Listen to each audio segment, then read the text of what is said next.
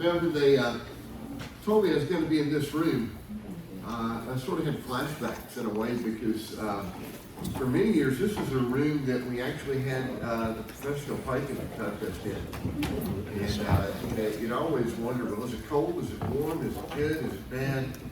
And I'm sort of having some flashbacks here, just in the bagpipes and things like that, some 20 or 30 years ago. But I want to thank Norman for the invitation to be here and wear the other hat that I wear, because a lot of times over the past 40 plus years, most times associate me with playing the bagpipe. And so this is the other hat that I've been wearing, perhaps a little bit more in the background for the past 40 years. As Norman mentioned, I was the founder and director of the Scottish Heritage Center at St. Andrews University up in Laurinburg, North Carolina, which unfortunately closed back in May of this year. So things like this are really important to me, to be able to have these opportunities to share and disseminate some of the information that I've gathered over about 40 years of interest and research in things Scottish, particularly here in the South. So, yeah, and when I look back at Norman, Norman and I both being chairmen of games, I know what it's like doing this day before the games and all, and I can certainly expect, I had that going on just 2 weeks ago at our games up in Scotland County. So I know those folks have done a great deal of work. I know it's going to be a beautiful weekend. I'm hearing from Norman that the advanced ticket sales are going up a little bit. We broke a trend which started actually last year of declined attendance. We had it up at Scotland County a couple weeks ago. I'm certainly hoping that Stone Mountain's going to be able to have that tomorrow too. Certainly got a great weekend for it. It's a great opportunity to have events like this, which sort of flesh out part of the reason that we're here, the history of these Scots who we descend from, and from whom had a great impact on the American South.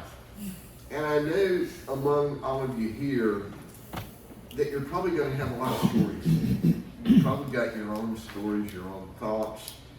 I'm probably preaching to a choir here in many ways, because a lot of you are probably already pretty well informed about the migrations of Scots people here into the American South.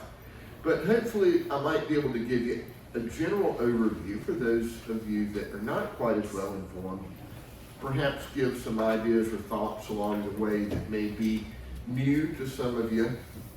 And I know that there's probably going to be some stories that I'd like to share, which are sort of indicative of this story, which you've probably never heard before. So let's get going. When I was asked to do this and asked to give a topic, I said, let's do something on migration patterns of Highland Scots. At first I thought, well, let's just cover the Highland folk. But since there's a lot of folks here, and a lot of the clan organizations which are represented here in the games, which are truly lowland families, I felt like that story and that of the Ulster Scot needed to be covered as well. So what I'm trying to do is to encapsulate it all to a degree within this presentation and touch on all of those, at least to some degree through the presentation. So, all right, when we look at the idea and topic of Scots in the American South, when you look at the 1790 census, 1 in 6 Americans were of either Ulster Scot or Scottish ancestry. Now, I use that term Ulster Scot because how many of you think of yourselves as Scotch-Irish? Right. Yeah, it's not a you think of that term Scotch-Irish, but when you think of those two terms, it almost implies some mixing to a degree. Interchange and intermarriage, mixing of two cultures, Mexican-American, that just first to come to mind there. These folks were not actually Irish. They were Scots, or Northern English people, So that term, when we're using the term Scotch-Irish, it's somewhat misleading. And so the term Ulster Scots is really more appropriate for us to think about it, because they were the Scots that were removed or traveled from the southern parts of Scotland, and in some cases some Highland communities as well, but primarily from lowland Scotland, northern England, which were planted in Northern Ireland in the 16th century and onward here. So think of that, Ulster Scot. You're a Scot that has resided for a while in the counties of Ulster, or the region of Ulster, and we should probably include with that, even though it's not within Ulster, the county of Donegal in the northern part of Ireland as well. So here's our three groups of people, and I sort of used this imagery as somewhat representative of the way we think about these people. When we think of the Ulster Scotch, again, people that think of themselves as Scotch-Irish, who do we think about? We think about those characters, those characters of American history and folklore, like Andy Jackson and Davy Crockett and Daniel Boone and folks like that. Those are the stereotypes. So let's say that image there of the frontiersman there, the pioneer, sort of represents the way we think about Ulster Scots, maybe. All right, and then we look at the other one there, one of the few somewhat accurate depictions of an accurate Highland Scot from the 19th century out of Robert McKeon's Book of Prints there. That's sort of the way we think about Highland people, kilt wearing, Gaelic speaking, that sort of thing. We'll talk a bit more about that later. Our Ulster Scots, our lowland Scots. How many people are descendant of lowland Scots here? Yeah. Good many of you. Yeah. The lowland Scots and the Highland Scots. All right. So we got three. How could we depict a lowland Scot? Let's say if there was an image in there. It might be sort of hard to find. I mean, you might look at an image. If you were to Google lowland Scot, what would you get? You get something that might be somewhat nondescript. Sort of blend it in a little bit. We'll talk a bit more about that in a while. So, our Ulster Scots. Between 1717, first organized large groups of Ulster Scots come in, and the time of the American Revolution, around 250,000 people coming out from the ports in Ulster, Lauren and Belfast in particular, also coming out from Londonderry and other places, but primarily Belfast and Lauren, sailing to America before the Revolutionary War. Now, why were they coming? South Carolina. I'm sorry? Sorry? Oh, I'm good. South Carolina. Okay. So, why were they coming? Right, after being planted out of the lowlands of Scotland and northern England into Ulster, they've got religious limitations. They're being burdened by having to pay tithes to the Church of Ireland, or the Episcopal Church. They're Presbyterian. They still have to pay those tithes. You think about that sort of financial drain, financial hardships due to rack renting. A lot of these Anglo-Irish landlords were raising rents, just in the very same way that Highland landlords were raising rents, making things quite difficult. There are taxes that are doing a good deal of damage to the Ulster woolens industry. You got woolens that are being produced in that area, but the English are taxing a little higher than they would other places, making things difficult for folks here. But you also got this desire for economic opportunity. How can I make my lifestyle better? Is it going to take removing myself from home to make my lifestyle better? And a lot of people are making that decision to do that. And then, of most and prior importance, indentures. Indentures who are looking for better opportunity. And they get a pretty good deal out of this when you think about it. They've got 7 years, 4 years, 7 years, whatever the case may be. And they're going to go out as a young person with someone of greater means. And they're going to learn a trade, And they'll be there and they'll give them housing and things like this until they become a master of that trade themselves and take off on their own. You know, pretty good deal when you think about it. For a young person looking to make their life better for the future, a large portion, probably the largest portion of those numbers were of indentures that came out here. So let's talk about the locations. Our first ones don't necessarily affect the South because they're in New England, particularly in New Hampshire, Massachusetts, and some that moved from Massachusetts into Maine because they didn't get along quite as well as they expected with the Puritans. When we look at the next decades, going into the early years of the 18th century, we've got Ulster Scots settling in Delaware, Maryland, Virginia, and then starting to go into Pennsylvania. Now, why those areas? Well, when you look at the Delmarva area, you've got a great amount of boom in the tobacco industry. You need labor to make that happen. You've got people that are coming in, you've got towns that are developing, the towns of Baltimore and Annapolis, growing into pretty large population hubs with needs. So that area draws in a lot of people. Then Pennsylvania is starting to become the primary place, and Philadelphia becomes the primary port for the Ulster people coming in. By the American Revolution, we've got all these people. Philadelphia becomes the primary port. But then we have an anomaly. We think of all these people coming into Pennsylvania. We'll talk about the pattern in just a moment. But one anomaly group. And we think of the South here. We think about people from Ulster. They weren't coming directly here. They were coming here by way of other places. All right? But there was one pretty notable group. There was a covenanting Presbyterian minister called Reverend William Martin, who was pastor of 6 congregations in the area around Ballymoney and Ballymena in County Antrim in Ulster.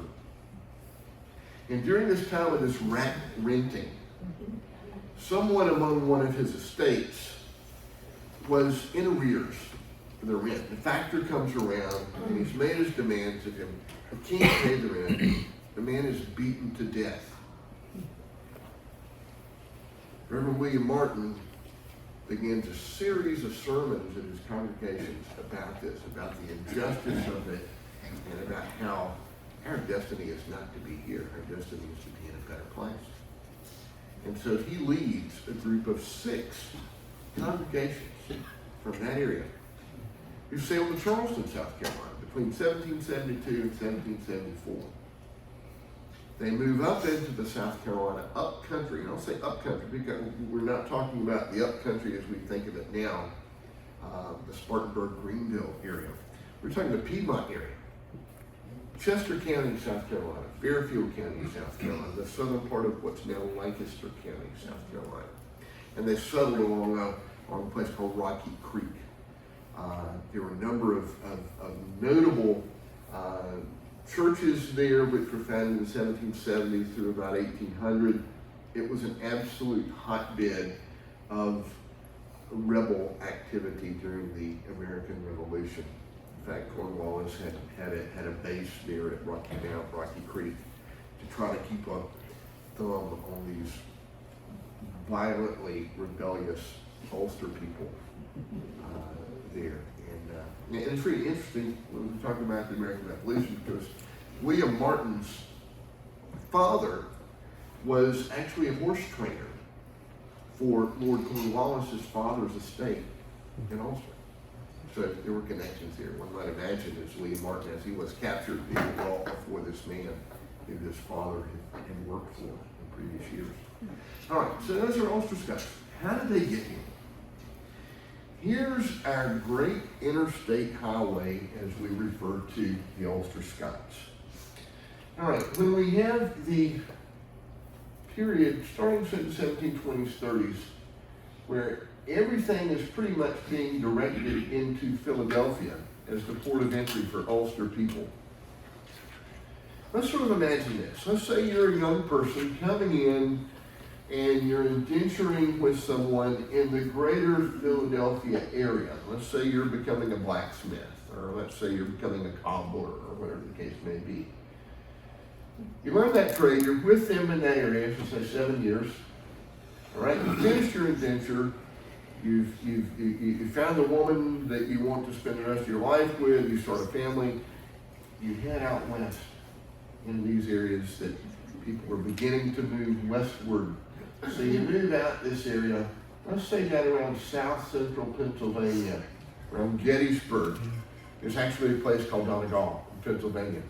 Okay, there. A lot of place names would sort of refer to Ulster people there. All right. This was sort of a first generational stop and the first leg of what we know as the Great Wagon Road. So let's say this area by the late 1730s, 1740-ish, something like that. You've got a lot of people who have served off that indenture that begin traveling west and then gradually making their way, say, across the headwaters of the Potomac, around Harper's Ferry and things like that. This area is the area in which they're populating and spreading out from. All right? Now, the historians have said now that you can really trace this pattern in about a 3-step migration. You get the first migration coming in, serving the indenture, moving west. Second stage, you've got folks moving down south into the Valley of Virginia, and the area around Stanton, Virginia, there becomes sort of a second generational stop. All right? How can you tell that? Well, you can certainly see surnames which are still there. You've got records to land grants. You've got the early Presbyterian churches in that area that were founded as well by these Ulster people. I think of churches, I'm not quite as familiar as that area with some, but I think of one that comes to mind, Tinkling Springs, particularly in the area, being one of the older Ulster Scot founded churches. All right, and then as the years progress, we move further south. There is a little detour which some of the hardier and more rugged can take, this wilderness road, which takes people out the west, out into places like Abingdon, Virginia, and into eastern Tennessee, in that area. Those are our over mountain men who we hear from later in October of 1780 at Kings Mountain to Great Creek. But making their way down south, and instead of going directly west, because you still got native threats, and you got the boundary of the Blue Ridge chain there, the Appalachian chain, moving south. So, by the next generation, you've got people between, let's say roughly between Greensboro and Winston-Salem. We've got a German settlement there around Winston-Salem, obviously. But moving south, the area between Salisbury and Charlotte. And then eastward to the PD River, westward to the Catawba River. They used to call that the Scotch-Irish Mesopotamia. And that's what they called it there.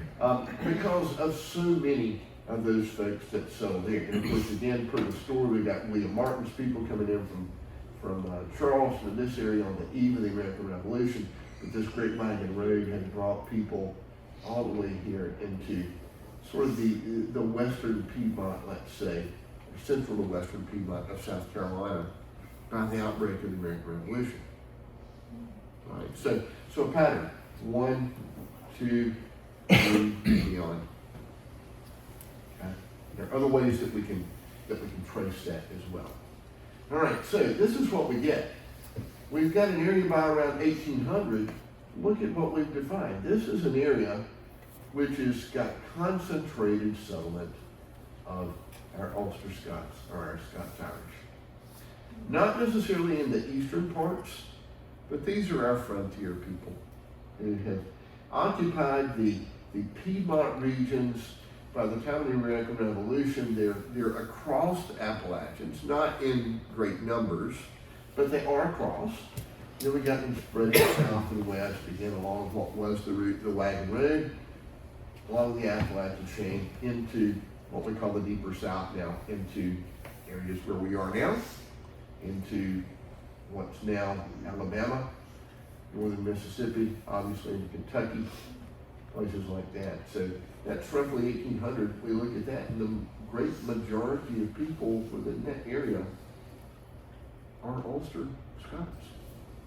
So when you look at this, in a way, we can almost say the spine of colonial America was settled and populated by the Ulster Scots. Now, when I say spine, I'm not necessarily looking quite as far north here, but look here, from certainly the mid-Atlantic. You know, we've got this chain of people who have used that Great Wagon Road, so we use that as a definition, and then being connected finally at the end here, down here and then. It's like there's a whole, they are definitely on the frontier, the vanguard of the frontier. So, our Ulster Scots. Now, our Lowland Scots. You know, what are the traits, what are the things that make an Ulster Scot different? All right, they're English speaking, or they're speaking Scots. They're not wearing tartan. They're necessarily, if they are, it's just simply woven cloth. You know, they don't have these things which necessarily distinguish them in an ethnic way, let's say. Okay, so they sort of blend in my opinion. They tend to be less conspicuous, again, blending in with the Ulster Scots and the English and other settlers. Now think about the people that make up this group.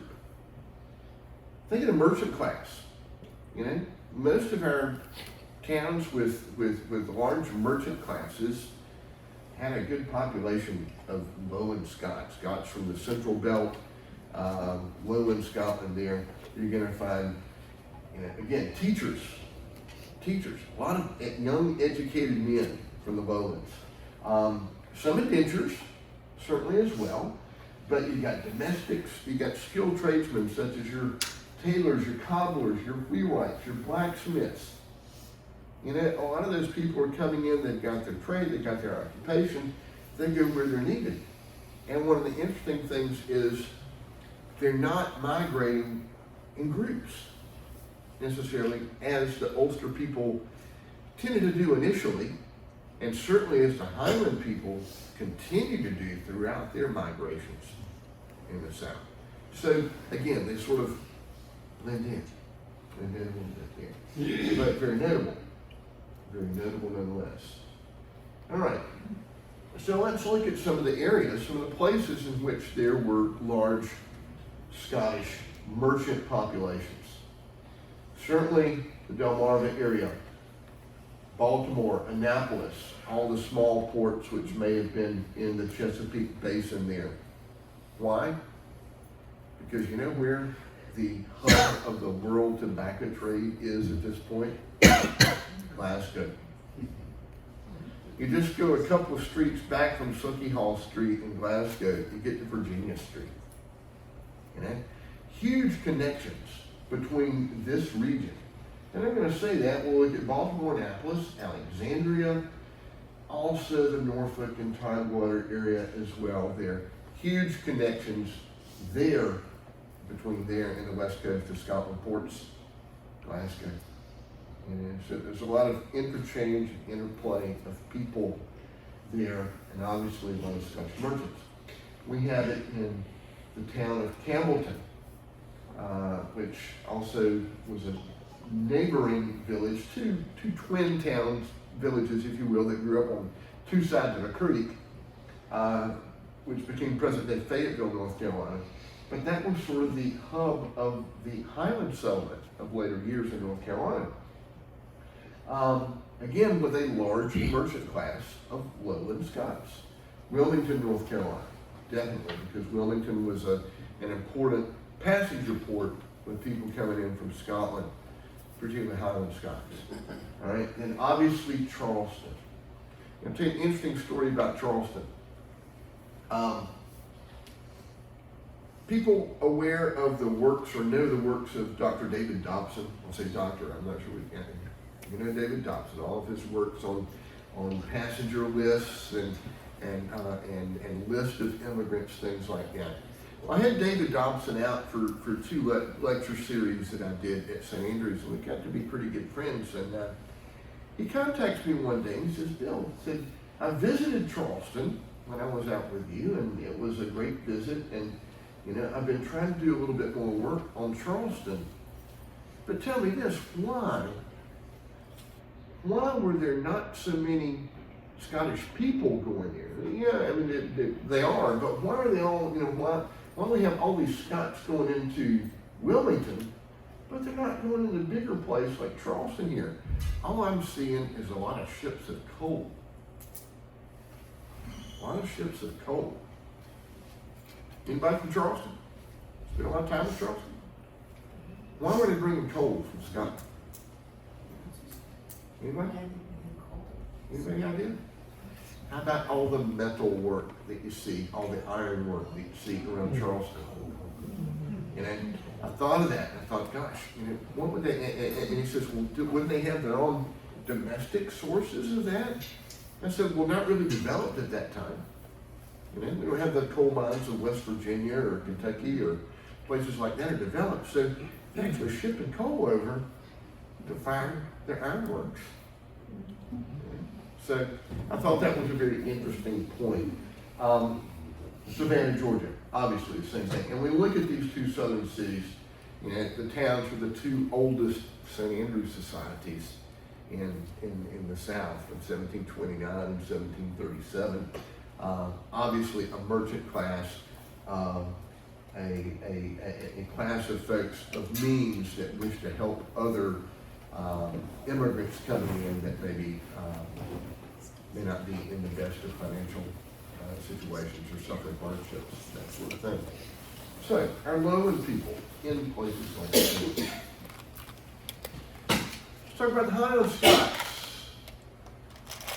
I love this image. This is one of my favorite paintings. It was painted by a man called George Simpson.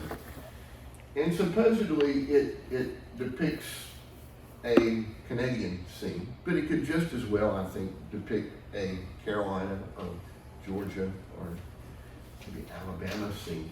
You've got your man, obviously we've got this image here which screams Highland Scotland with him being a piper. But look what we've got in the back here. We've got this log cabin. Log cabin here. We've got the stump. He's obviously clearing land. They've got a pitcher here for water or of some other liquid. They continue to produce here. And a letter from home, which brings her to tears, is called Coronach in the Backwoods. And it's just one of my favorite pieces of art. It really speaks to me. But I think it also speaks to a degree to the experience of the Highland Scots here. Now, obviously they're culturally, linguistically different from other Scots. But they're oftentimes incorrectly identified as representing all Scots. And just like we've talked about the difference between the Lowland Scot, the Ulster Scot, they are one part. They're not all. And now we think of, we go to Scottish Games. That means you all wear kilts and we all like bagpipes and we all eat haggis and all these things like that. But the cultural trappings, a lot of what we see manifested and how things are Highland traditions. There's a lot of you that are lowland that would have been foreign to. So we need to keep that in mind. All right, the major immigration patterns were not as widespread as those of the Ulster and Lowland Scots. We're only talking about a few main places that impacted Highland Scots here in the American South. And the major immigrations that affected the South didn't happen until the 1730s. So, let's look at what we've got in the 1730s. We have 3 Highland-based settlements which are occurring within about 5 years. The very first, for you Georgians, 177 Highlanders from Inverness region who were recruited to come settle with James Oglethorpe at Fort King George on the coast here between 1736 and 1740. They're reinforced, I think around 1738, if I'm not mistaken there, by a second group. But you get about 300, 350 people that have come there, with the colony that's been, or the town that's been named after the failed effort at colonizing Panama. Those of you that are aware of that. Been renamed that, right? So you've got these people here. James Oglethorpe recognized the hardiness of Highland folks and wanted to have them among his settlers. Were there a lot from debtor's prison? No. Okay. No, not this first group of people were recruited, and there's a great book about this. It's actually not been too long in print. Within the past 10 years, I think, by a fellow called Anthony Parker. It's called Scottish Highlanders in Colonial Georgia, and it's sort of the book about the Darien settlement here. I highly recommend it, as it sort of does tell these stories with lists and personalities and good primary source information. It's really the most, how can I say, the best synthesis, if you will, of things that have been done on an academic basis, at least, of this Georgia settlement. But one of the reasons that those people were recruited from Inverness was because a lot of them had background working in the timber industry, in the forests in the Inverness area. So that was one of their prerequisites, if you will. They were looking for people that had an idea of how to work and how to cut down wood. You know, and when you think about the contrast between Highland Scotland and the American South, there's a great historian named Christopher Smout that for many, many years, I think somebody recognized the name, it's 2 volumes, History of the Scottish People. I had Chris Smout out to speak at St. Andrews a number of years ago, and it was really his first visit to our part of North Carolina. And he looks around as he's driving down from the Raleigh-Durham Airport and says, "My God, the trees." You know? And you think about it, you know, here's a group of people that had to switch almost immediately from working in stone to working in wood. So it's a pretty important thing. So someone that has experience working in wood, obviously going to be helpful here. All right. So we got Darien in the south. We have a group called the Argyle Patent in upstate New York, established by a fellow called Captain Lachlan Campbell, who's from the island of Isla. And as was the case with North Carolina as well, you've got a colonial governor that's anxious to recruit settlers to populate their backcountry. All right? Yeah, sure.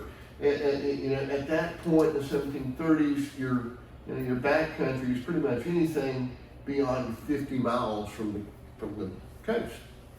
So yeah, the more people you can get back to exploit the natural resources, to settle, to populate, clear lands, it's to your advantage.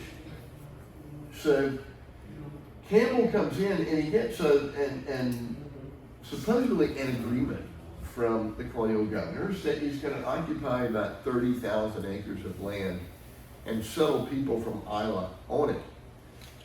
The deal doesn't quite go as he had expected, however, and so he brings over these people, and these people are somewhat in limbo as to the grants of land. They've been promised that they're going to get 1,000 acres per family, that sort of thing. It doesn't quite work out. It's not until almost 20 years later that those who still remain are granted the large parcels of land that they were promised.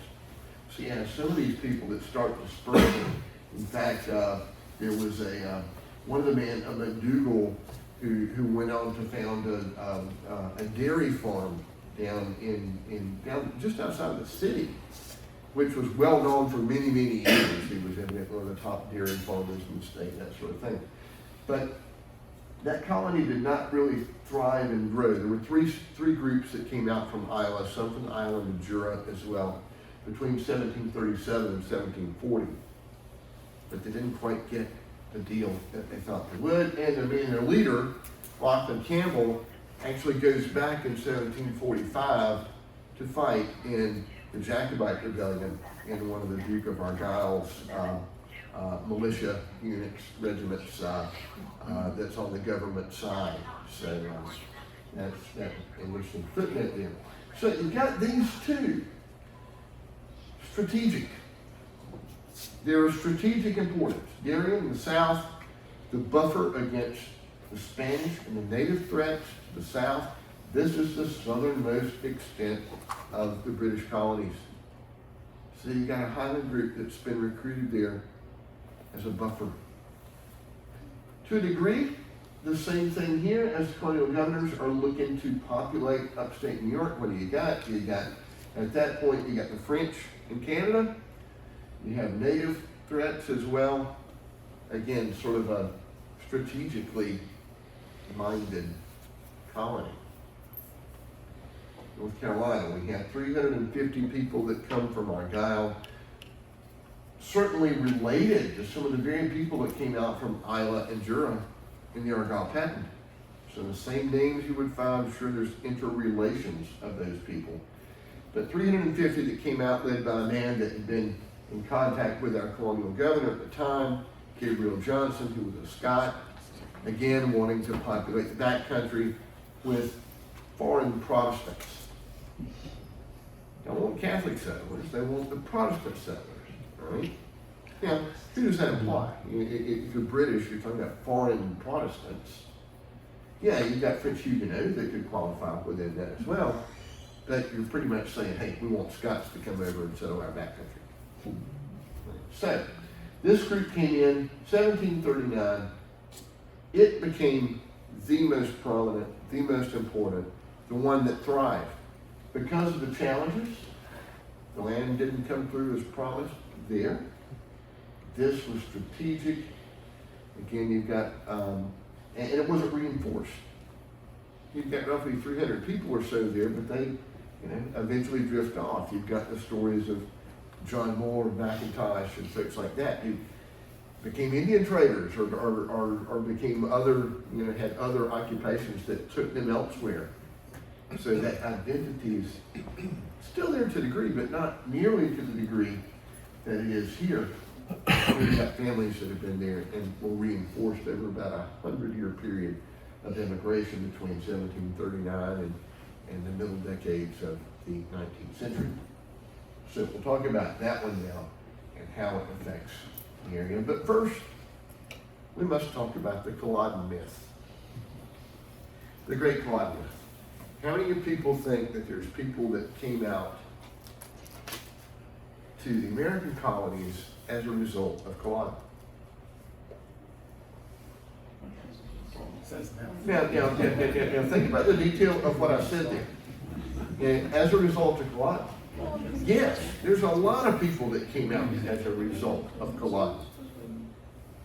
Were there people that were jumping on ships and tripling through the heather in 1746 and 47 and boarding the ships? No, there's not the historic evidence to prove it. Simply not there. So, even though there were some Jacobite prisoners which were sent out in earlier Jacobite rebellions, the 15, folks who'd come out after 1688, 89, and they planted primarily in the West Indies in the plantations, as I was saying.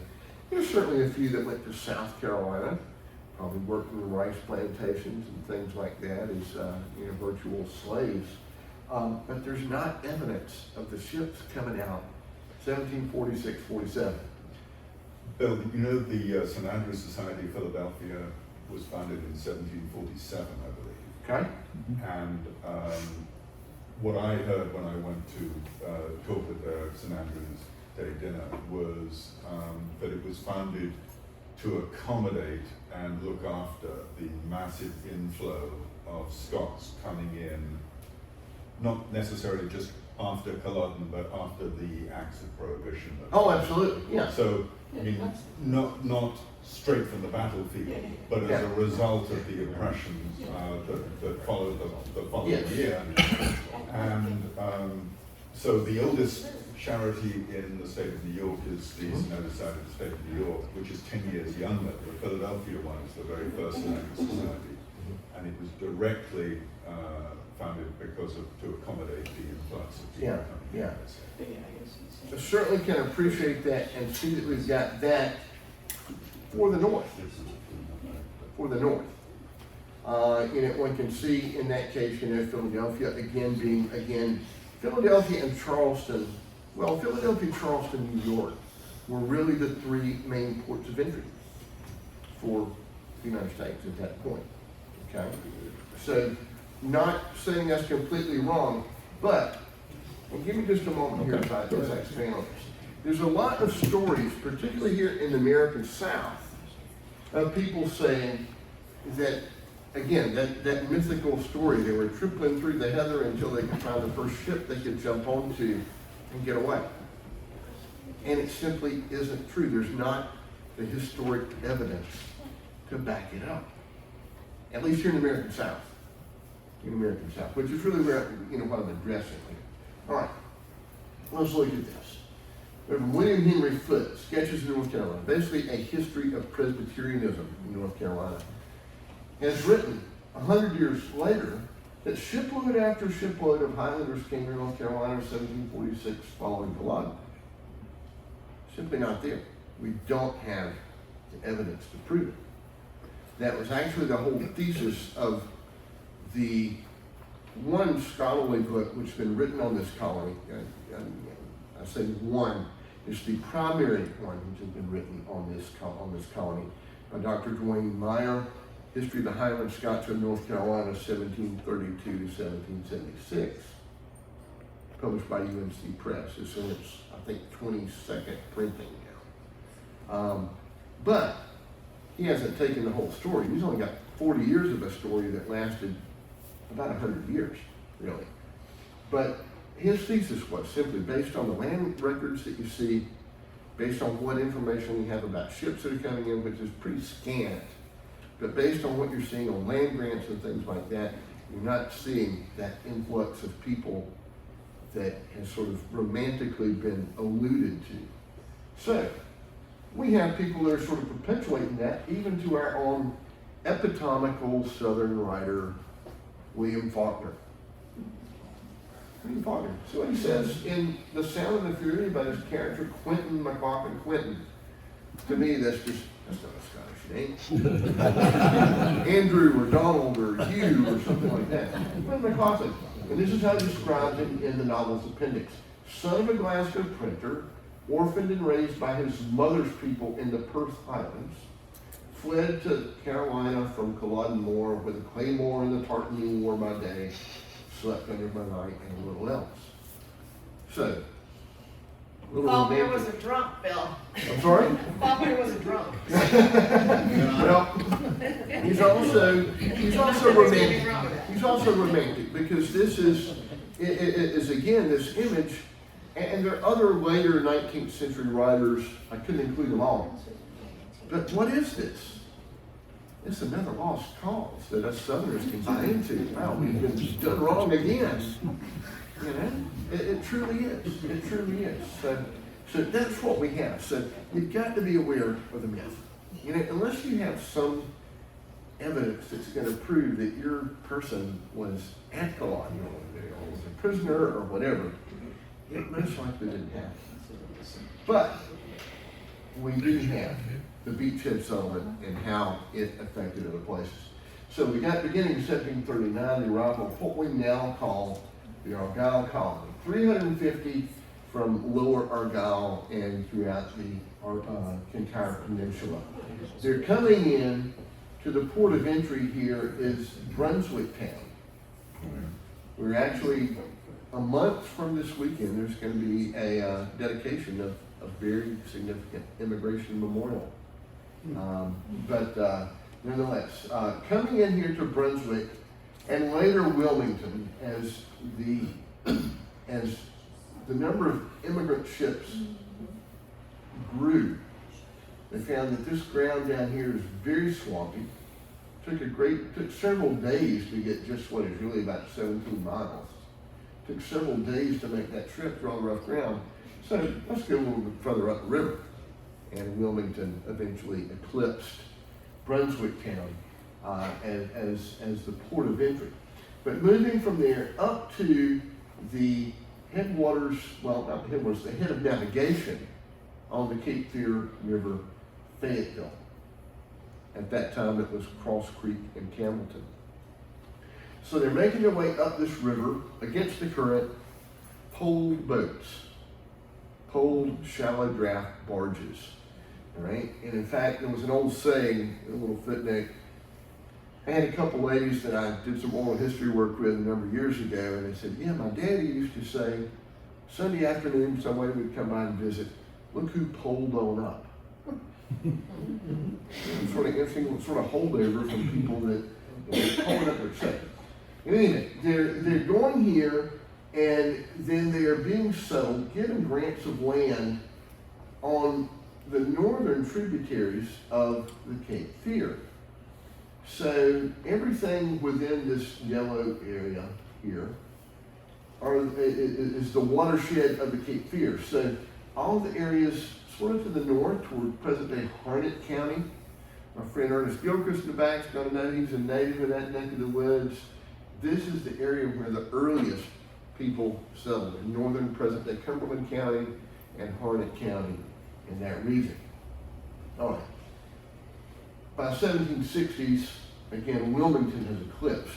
Wilmington is the place that people come to because it saves them several days' trip across land to again catch those barges to take them out toward Fayetteville. Right. By the outbreak of the Revolution, historians, you see numbers anywhere between 15,000 and 30,000. Why aren't they more definitive? Because the records simply aren't there. You've got, let's say you've got someone who has chartered a ship, and so you got people that come down to somewhere in the Clyde, and they've chartered a ship to pick up people in Skye. So time comes, they make their sailing to Skye, they pick up people, but then let's say the Skye also has also been petitioned by others, and he picks up people in Mull and Isla before he stops off to Lauren in Northern Ireland to pick up his last water and make the passage. And those people don't make any records that they may have. They just sort of take it in under the table, if you will. All right? So you got that opportunity for the numbers to be out of whack, if you will. You've also got the fact that on our side, port records are lost. We have part of 1 year, which is extant for Brunswick here in the mouth of the Cape Fear. Part of 1 year. Fires destroyed the port records, so we simply don't have them. Where are we going with that? We've got no records here. So how can you gain any knowledge of these numbers? How can you get the numbers? Well, you're certainly seeing in Scotland, in your newspapers, the ship Charming Molly is leaving for Carolina for Cape Fear with 600 souls on board. Or the Nancy is left from Greenock with 300 souls on board, that sort of thing. You get into things in the newspapers which can give you some ideas, if you will. You can also get some things on this side as well, which can give you some ideas. Not that we had newspapers in North Carolina at that time to any great extent, but you'd also occasionally get things out of neighboring areas, out of Tidewater, Virginia, or other areas.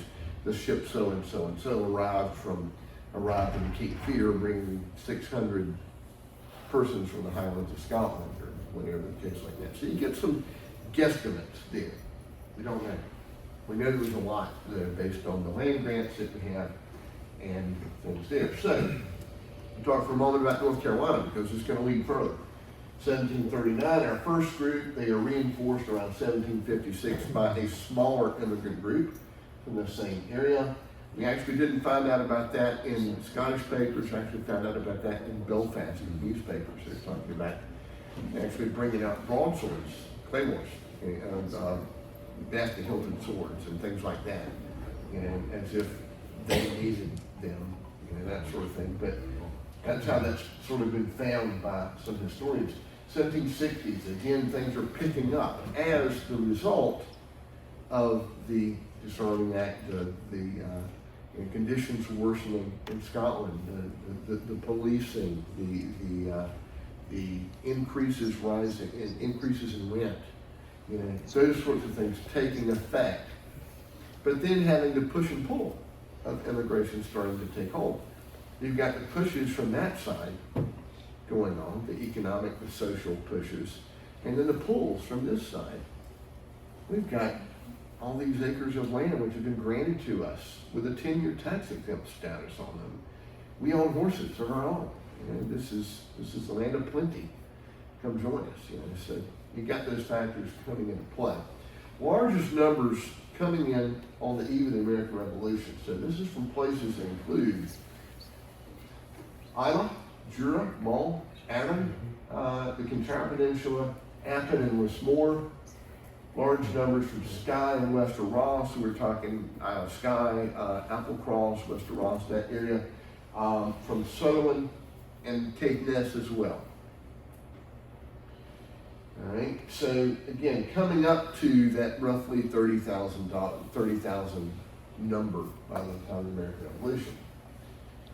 Then we got the Revolution, and a lot of historians, including folks like David Hackett Fisher and others, paint with a very broad brush when it comes to Highland Scots in North Carolina.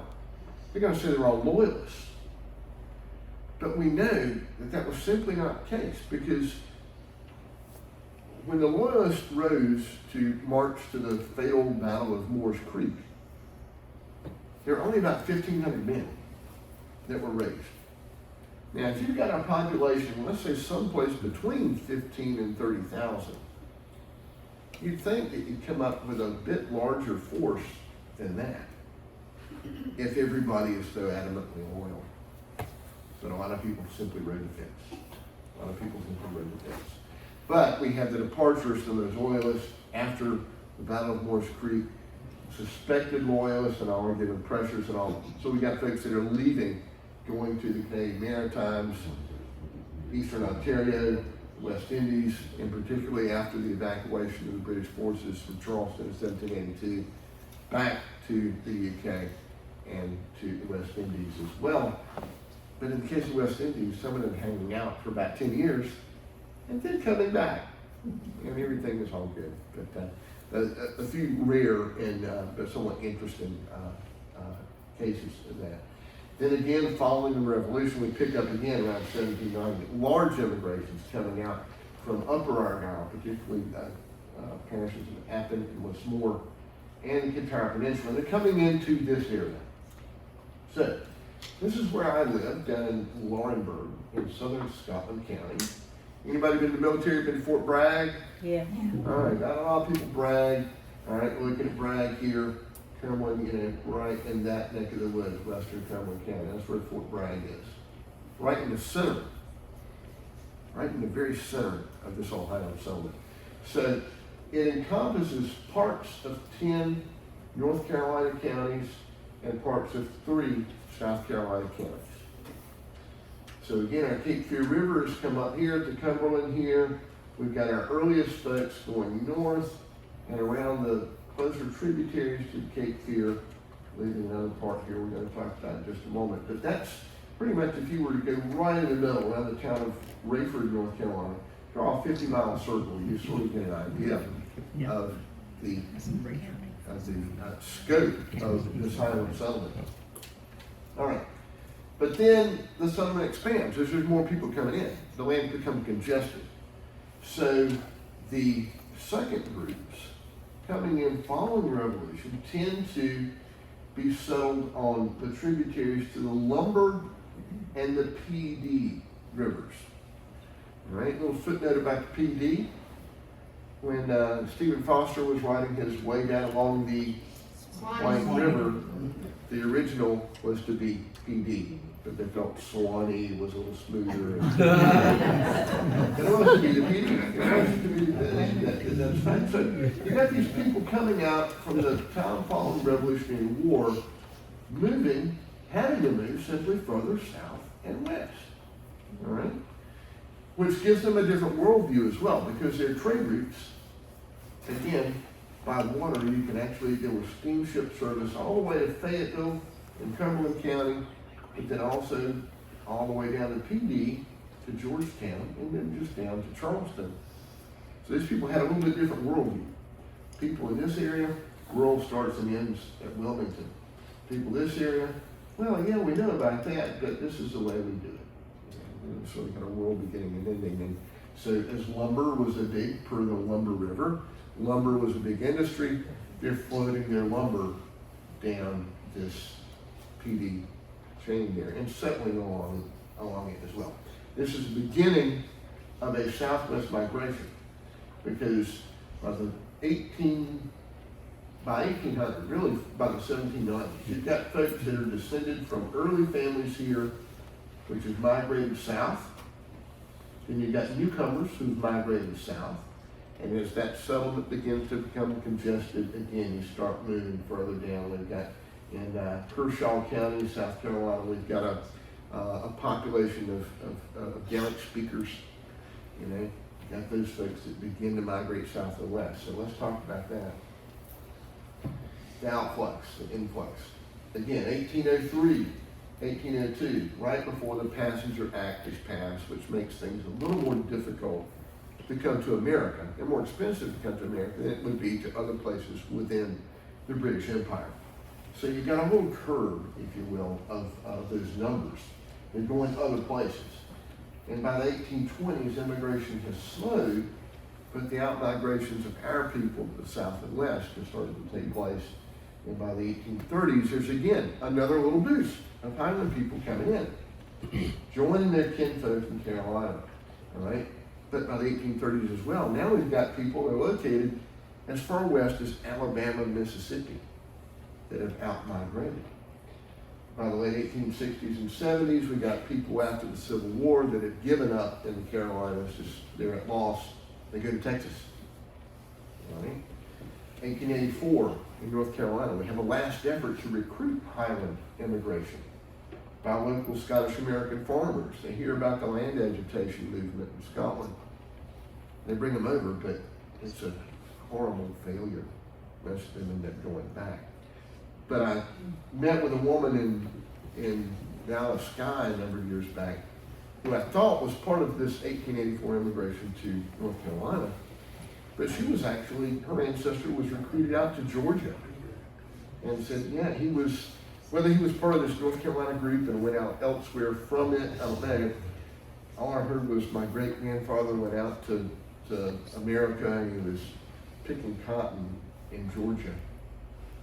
And he hated it, and he made his way back. So, yeah, occasional anomalies such as that. So, and again, 1880s, 1890s, an out-migration of people who are going south and west because they've exhausted the virgin pine in the Carolinas. So they're going down into South Georgia and into northern Florida to pursue the naval stores and lumber industries, which they had used so effectively. This is a map that gives just a few places which can sort of demonstrate this southward and westward migration of people into the south. Here's our original settlement in North Carolina.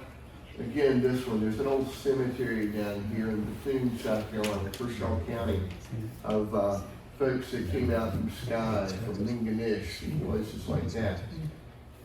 You've got McDuffie County, Georgia, named after Carolina McDuffies that migrated here.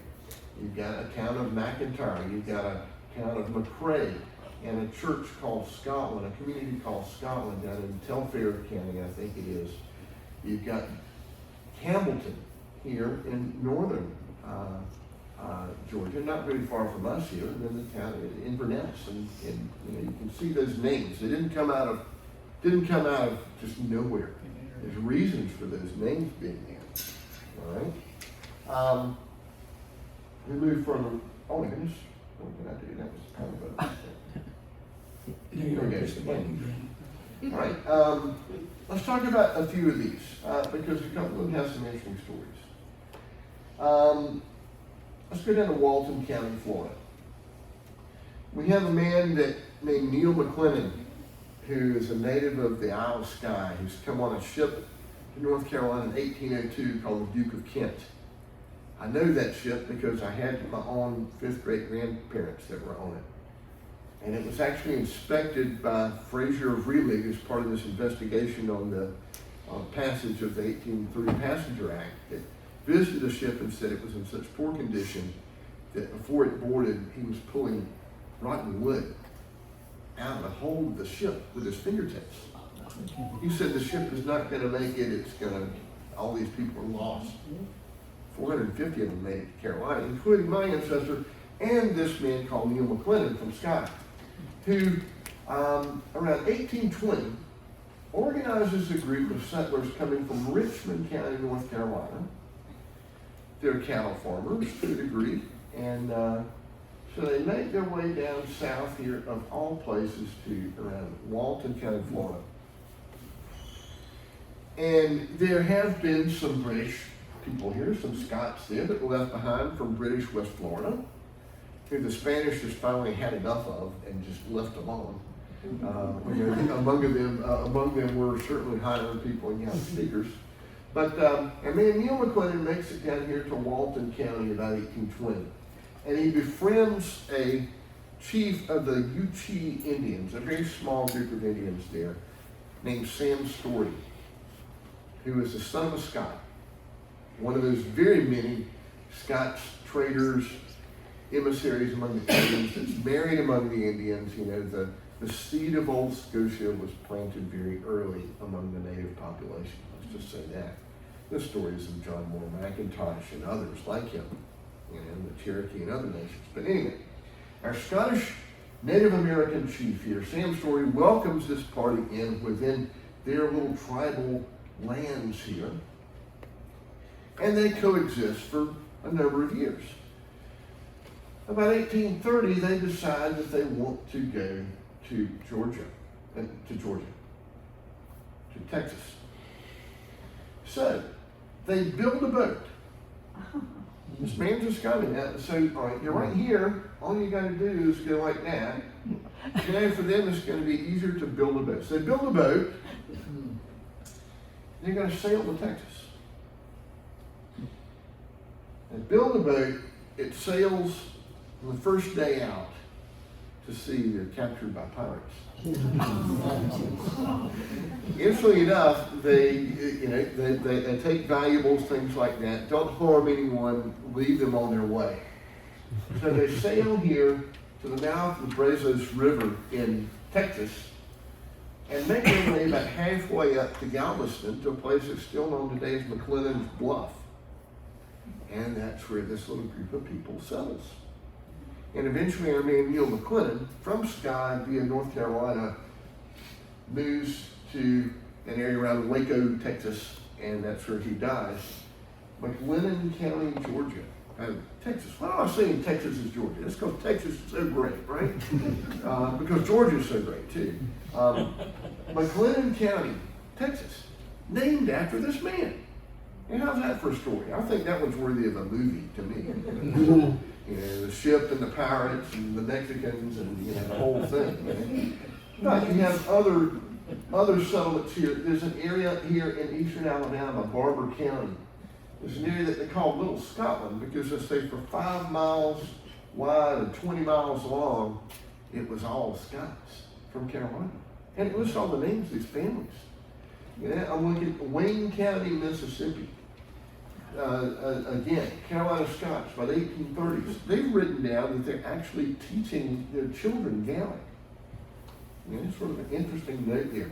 Jefferson County, another Scottish settlement here in southern Mississippi. Again, the place names. Hamilton, there in Florida. Cameron in Louisiana. Again, North Carolina Cameron's with the connection there. McNeil, Texas. McLeod.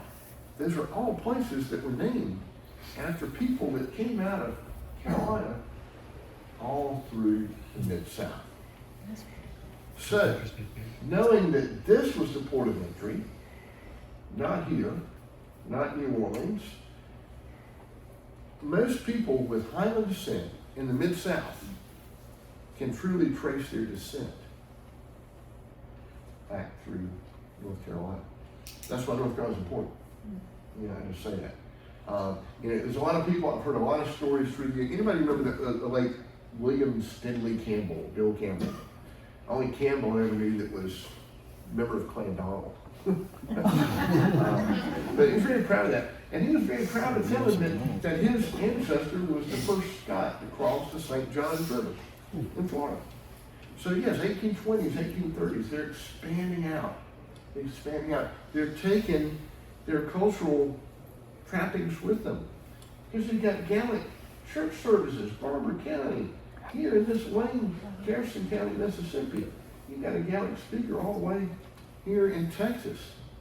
They're taking that identity and all with them. So it's a lot of Scots, a lot of you in the Mid-South, everybody from the Mid-South, can sort of trace your great percentage of them, certainly, through this area.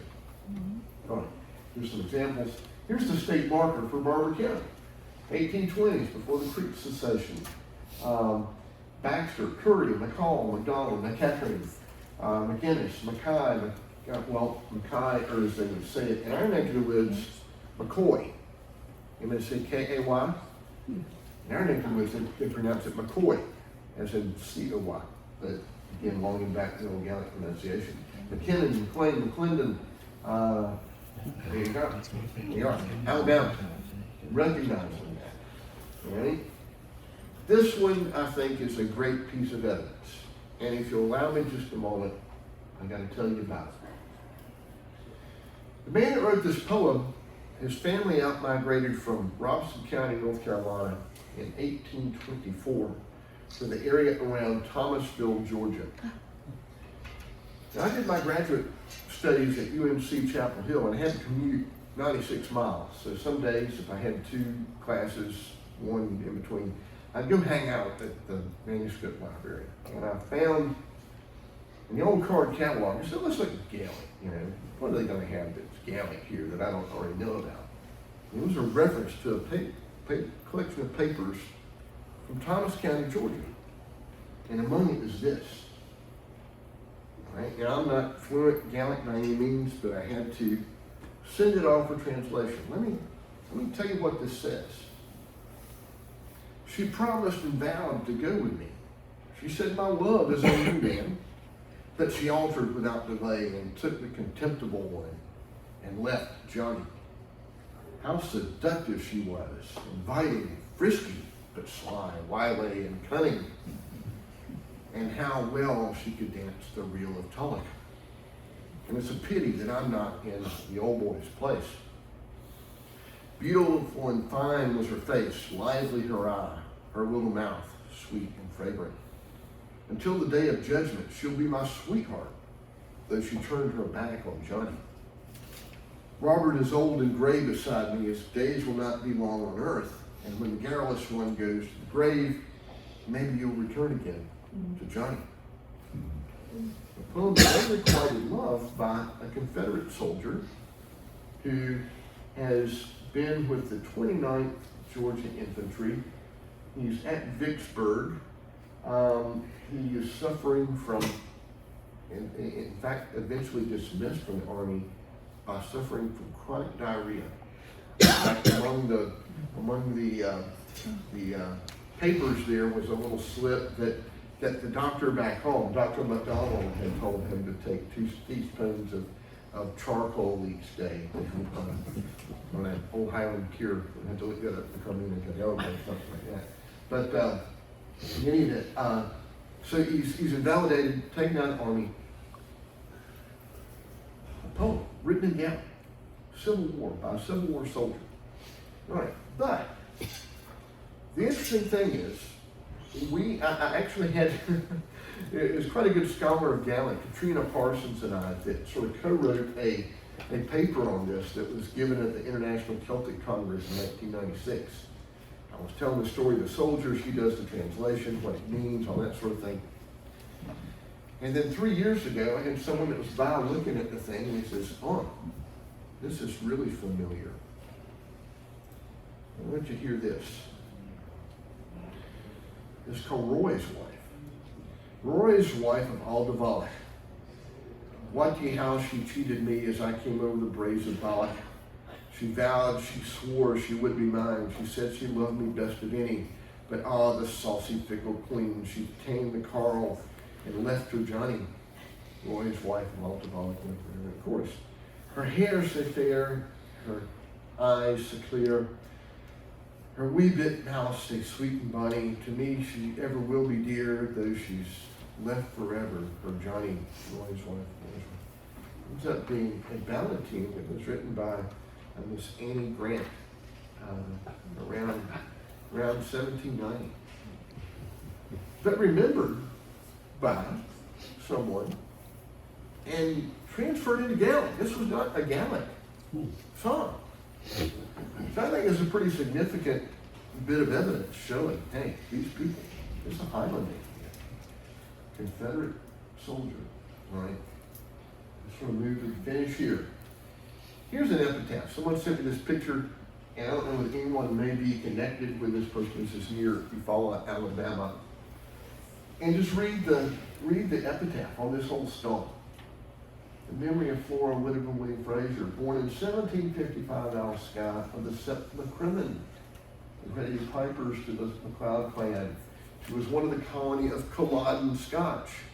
Once again, in North Carolina, was resident for years of Kershaw District in South Carolina, where she lost her husband and with her children. She joined the pioneers of Eastern Alabama. Built with her own means the first church in that region, survived the Creek outbreak in 1836 after being warned by the Yuchi Indians, and lived at Watula, Alabama, till 1846. That encapsulates, that's the whole story right there on a tombstone.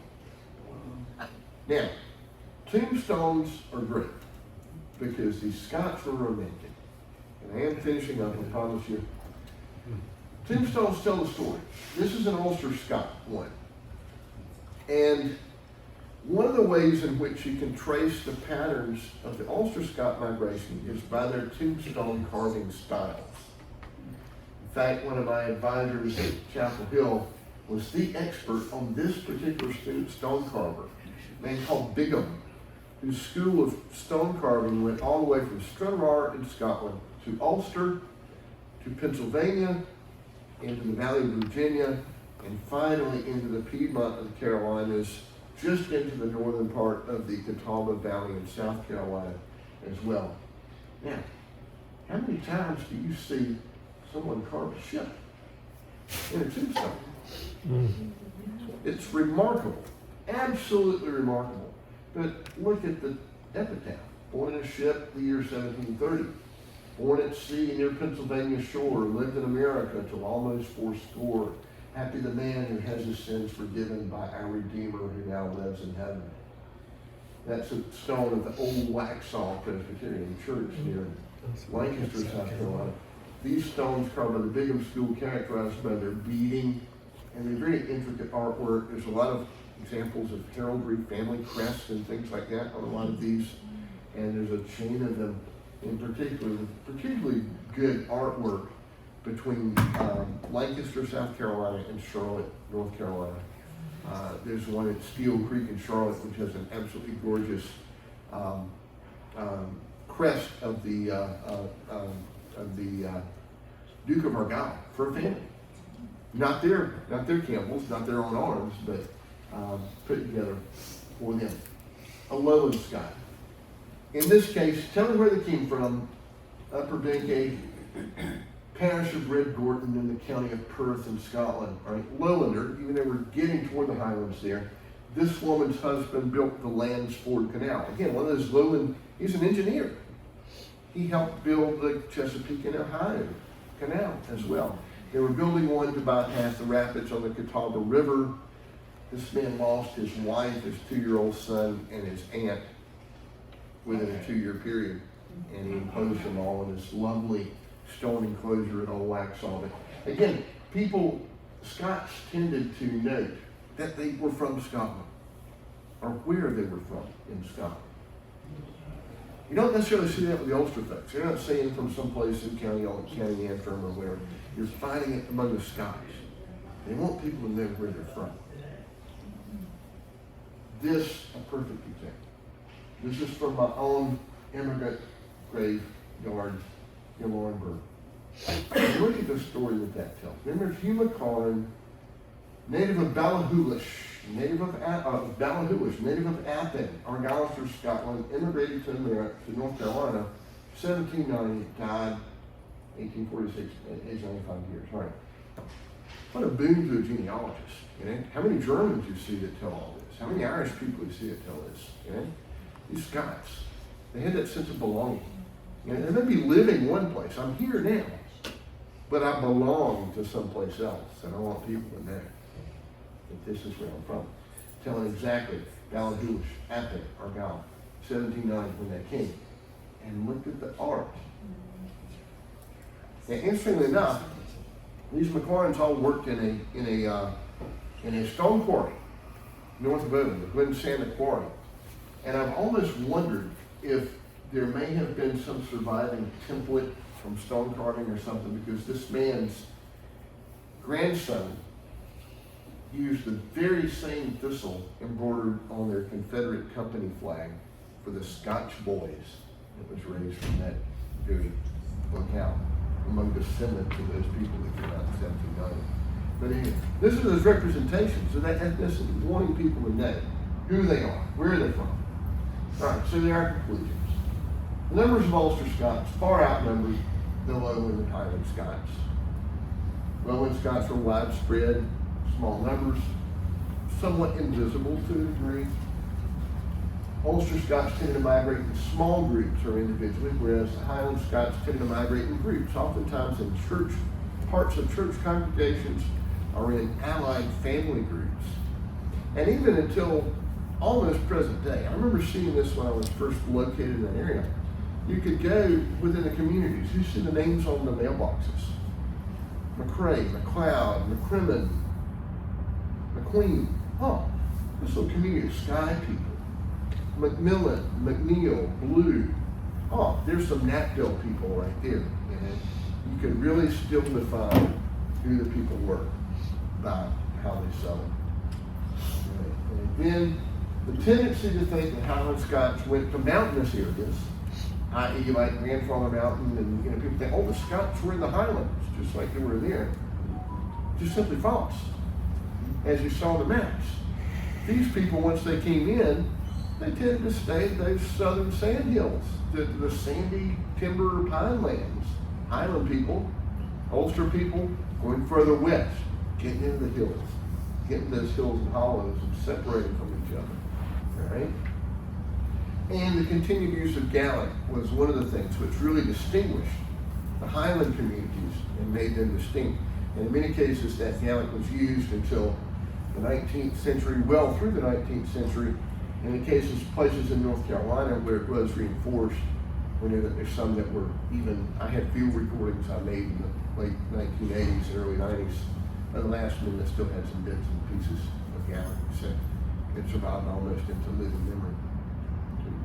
So, thank you all for listening to me.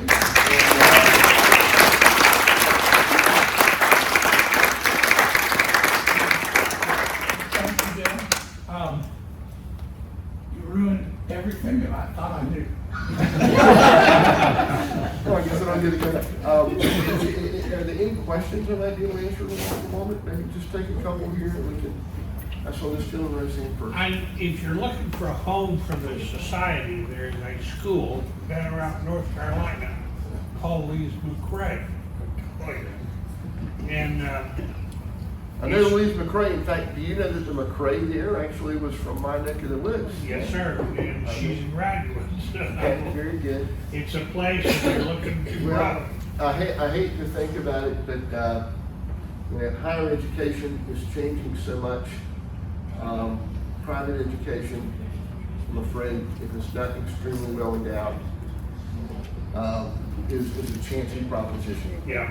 It's a forcing proposition. But thank you for thinking that very much. We actually have some plans afoot that we're working on right now, not ready to unveil, but we're hoping to be able to get some folks like you to help support what we're doing there.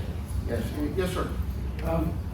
Awesome presentation. I have many questions. The first one I have that comes to mind is in Ulster, was there very little intermarriage and mixing between Native Irish population there and the Scottish plantation settlers You know, before they came to the U.S.? No, no.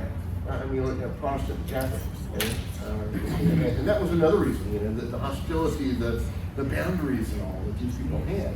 I mean, sure, someone may be the rogue, you know, and but no, we don't necessarily see that. These people stuck together with each other. Yes, sir. Kind of going back to the Ulster thing. Okay, that's sort of my family progression. When Hamilton, Montgomery, and all of them took the plantation over, starting in about 1603, especially up to 1607, they actually brought en masse entire groups from what my family calls the uplands, which we call the lowlands. And they settled there. So I guess I've never been told to call it our family. I was always corrected if it was Scots-Irish, because we weren't. We were Scots. Yeah, we were yeah. Scots who had settled in Ireland Yeah. in 1607. Yeah. Now, this whole thing about mixing, actually, the Bruce had directed that our families actually go over and take Irish brides prior to that time. And it's documented between the Irwin family and others. So I guess this whole thing, there's this whole other migration kind of brought and when you're in. talking about that, because So- there's one bit that I didn't necessarily include, was the Red Shanks. Yeah. You know, the Highland mercenaries coming, a lot of them from Argyll that were recruited over, you know, to again be those, that warrior vanguard, if you will. Well, maybe I got a little bit different version. The problem between the Protestant Catholics and that they didn't intermarry, that only started about 1640. Okay, Because the first Presbyterian church was started at Castle in 1615, was what they were built. It all blew up 1640, 1641, and that's when the trouble started. Yeah, So I'm that's much when the better others versed- were brought down and a whole lot of other stuff happened. Much better versed in Highland than I am the Ulster stuff. Well, yeah, and that's the other thing, my only other question right now, although I'd love to talk to you a little bit later, because I got a whole bunch of history, it goes all the way out to Texas, exactly what you were talking about. And one of my ancestors wrote the Constitution of the State of Mississippi in 1810, so they actually came much earlier. But the Argyll colony, the reason I've always heard it called Argyll, I see people kind of turn this into a Highland phenomenon, is they first came over in 1739. It was a big deal between the Duke of Granville and all those folks with the Duke of Argyll, and Lord Granville was giving them land and doing all the other stuff. My family actually came over with Neil Campbell in 1754, so they were huge. Second group. No, well, Around that time. it was even before that. We've actually found a whole bunch of ship records in the Duke of Argyll's papers at the University of North Carolina that have just been digitized. So if you haven't. Duke of Argyll's papers? Duke of Argyll's papers that belonged to Baronet Neil Campbell, they were stuck back in the archives for over 100 years. Nobody had ever done anything with them. And they've now been digitized, and we actually found the record of our We family. can chat again about this. Yeah, there's some things that I'll talk to you about. Thank you very much. If I can entertain anybody else's questions, be happy to.